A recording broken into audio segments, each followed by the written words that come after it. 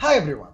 In this video, I'm going to give you quick tips on how to use the substitute function to replace unnecessary line breaks in a passage that we may have in Microsoft Excel. So if you look at here in column B, I have a bunch of strings and each of them have unnecessary line breaks everywhere. How do we replace it using the substitute function? How do we refer to a line break? See, every character in your computer has an ASCII code.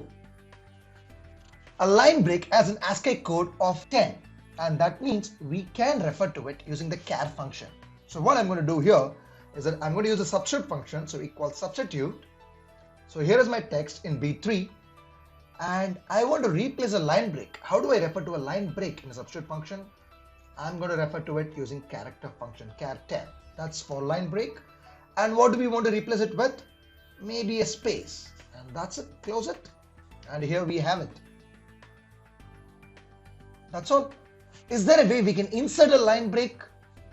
Yes, that also can be done with the substitute function. So here I have a long paragraph which has multiple sentences, but there are no line breaks. Now, of course, you can think of using wrap text.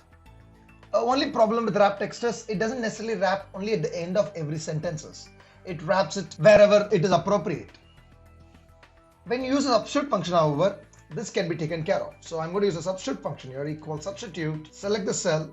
I'm going to say, I want to replace wherever I see a period, and I would replace with a period and a line break.